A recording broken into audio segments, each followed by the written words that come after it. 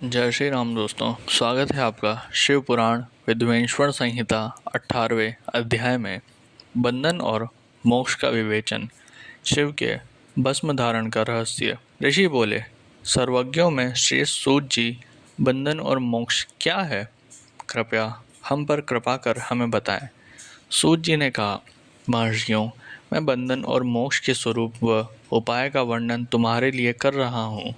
पृथ्वी के 8 बंधनों के कारण ही आत्मा की जीव संज्ञा है, अर्थात बंधनों में बंधा हुआ जीव बद्ध कहलाता है और जो उन बंधनों से छूटा हुआ है उसे मुक्ति कहते हैं।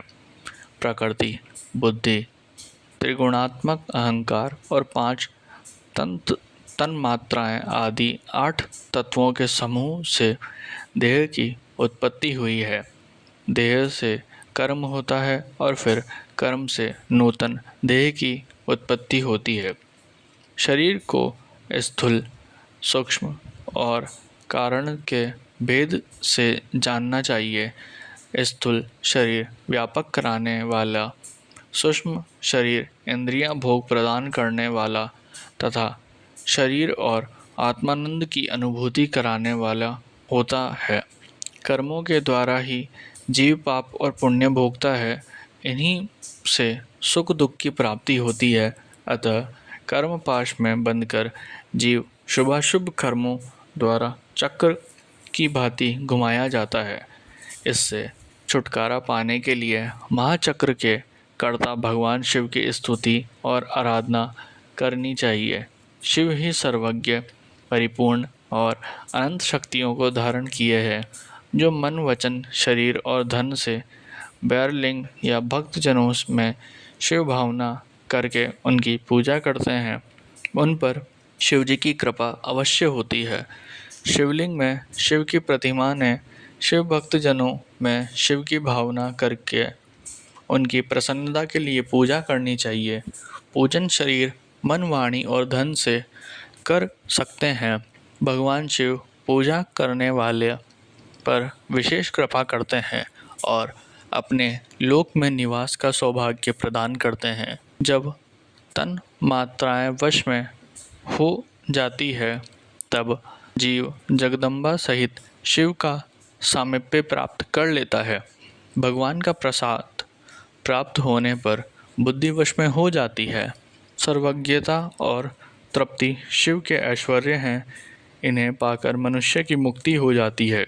इसलिए शिव का कृपा प्रसाद प्राप्त करने के लिए उन्हीं का पूजन करना चाहिए। शिव क्रिया, जप तप, शिव मंत्र जाप, शिव ज्ञान और शिव ध्यान प्रतिदिन प्रातः से रात को सोते समय तक, जन्म से मृत्यु तक करना चाहिए एवं मंत्रों और विभिन्न पुरुषों से शिव की पूजा करनी चाहिए। ऐसा करने से भगवान शिव का लोक प्राप्त होता है। ऋषि बोले, उत्तम व्रत का पालन करने वाले सूत जी, शिवलिंग की पूजा कैसे करनी चाहिए, कृपया हमें बताएं। सूत जी ने कहा, ब्राह्मणों, सभी कामनाओं को पूर्ण करने वाले लिंग के स्वरूप का मैं तुमसे वर्णन कर रहा हूँ। सूक्ष्म लिंग निष्कल होता है और स्थूल लिंग सकल। पंचाक्षर मंत्र को स्थूल लिंग कहते हैं। दोनों ही लिंग साक्षात मोक्ष देने वाले हैं। प्रकृति एवं पौरुष लिंग के रूपों के बारे में एकमात्र भगवान शिव ही जानते हैं और कोई नहीं जानता। पृथ्वी पर 5 लिंग है जिनका विवरण मैं तुम्हें सुनाता हूँ। पहला स्वयंभू शिवलिंग, दूसरा बिंदु लिंग, तीसरा प्रतिष्ठित लिंग, चौथा चरलिंग, पांचवा गुरुलिंग।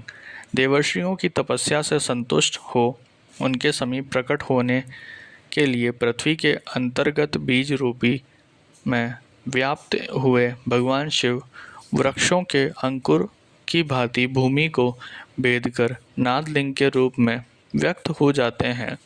स्वतः प्रकट होने के कारण ही इसका नाम स्वयं भूलिंग है। इसकी आराधना करने से ज्ञान की वृद्धि होती है। सोने, चांदी, भूमि, वेदी पर हाथ से प्रण मंत्र लिखकर भगवान शिव की प्रतिष्ठा और आह्वान करें तथा 16 उपचारों से उनकी पूजा करें। ऐसा करने से साधक को ऐश्वर्य की प्राप्ति होती है। देवताओं और ऋषियों के आत्म सिद्धि के लिए पौरुष लिंग की स्थापना मंत्रों के उच्चारण द्वारा की है। यही प्रतिष्ठित लिंग कहलाता है। किसी ब्राह्मण अथवा राजा द्वारा मंत्र पूर्वक स्थापित किया गया लिंग भी प्रतिष्ठित लिंग कहलाता है, किंतु वह प्राकृतिक लिंग है। शक्तिशाली और नित्य होने वाला पौरुष लिंग तथा दुर्बल और अनित्य होने वाला प्राकृत लिंग कहलाता है। लिंग नाभि, जीभ, हृदय और मस्तक में विराजमान आध्यात्मिक लिंग को चरलिंग कहते हैं। पर्वत को पौरुष लिंग और भूतल को विद्वान प्राकृत लिंग मानते हैं। पौरुष लिंग समस्त ऐश्वर्य को प्रदान करने वाला है।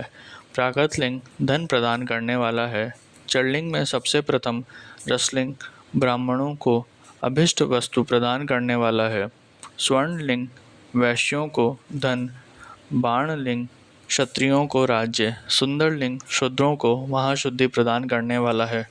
बचपन, जवानी और बुढ़ापे में स्फटिकमय शिवलिंग का पूजन स्त्रियों को समस्त भोग प्रदान करने वाला है। समस्त पूजा कर्म गुरु के सहयोग से करें। इष्ट देव का अभिषेक करने के पश्चात अगहनी के चावल की बनी खीर तथा नैवेद्य अर्पण करें। नवव्रत मनुष्य को सूक्ष्मलिंग का पूजन विभूति के द्वारा करना चाहिए। विभूति लोकाग्नि जनित, देवाग्नि जनित और शिवाग्नि जनित 3 प्रकार की होती है। लोकाग्नि जनित अर्थात लौकिक भस्म को शुद्धि के लिए रखें। मिट्टी, लकड़ी और लोहे के पात्रों की धान्य, तिल, वस्त्र आदि की भस्म से शुद्धि होती है। वेदों से जनित भस्म को वैदिक कर्मों के अंत में धारण करना चाहिए। मूर्तिधारी शिव का मंत्र पढ़कर बैल की लकड़ी जलाएं। कपिला गाय के गोबर तथा शमी, पीपल, पलाश, बड़, लताश और बेर की लकड़ियों से अग्नि जलाएं। इसे शुद्ध भस्म माना जाता है। भगवान शिव ने अपने गले में विराजमान प्रपंच को जलाकर भस्म रूप से सारत्व को ग्रहण किया है। उनके सारे अंग विभिन्न वस्तुओं के सार रूप हैं। भगवान शिव ने अपने माथे के तिलक में ब्रह्मा, विष्णु और रुद्र के सारत्व को धारण किया है। सजल भस्म को धारण करके शिवजी की पूजा करने से सारा फल मिलता है। शिव मंत्र से भस्म धारण कर श्रेष्ठ आश्रमी होता है। शिव की पूजा अर्चना करने वाले को अपवित्रता और सूतक नहीं लगता। गुरु शिष्य के राजस, तामस और तमोगुण का नाश कर शिव का बोध कराता है। ऐसे गुरु के हाथ से भस्म धारण करनी चाहिए। जन्म और मरण सब भगवान शिव ने ही बनाए हैं। जो इन्हें उनकी सेवा में ही अर्पित कर देता है वह बंधन से मुक्त हो जाता है। स्थूल, सूक्ष्म और कारण को वश में कर लेने से मोक्ष प्राप्त होता है। जो शिव की पूजा में तत्पर हो, मौन रहे, सत्य तथा गुणों से युक्त हो, क्रिया जाप तप करता रहे, उसे दिव्य ऐश्वर्य की प्राप्ति होती है तथा ज्ञान का उदय होता है। शिव भक्त यथा योग्य क्रिया एवं अनुष्ठान करें तथा धन का उपयोग कर शिव स्थान में निवास करें। भगवान शिव के महात्म्य का सभी के सामने प्रचार करें। शिव मंत्र के रहस्य को उनके अलावा कोई नहीं जानता, इसलिए शिवलिंग का नित्य पूजन करें।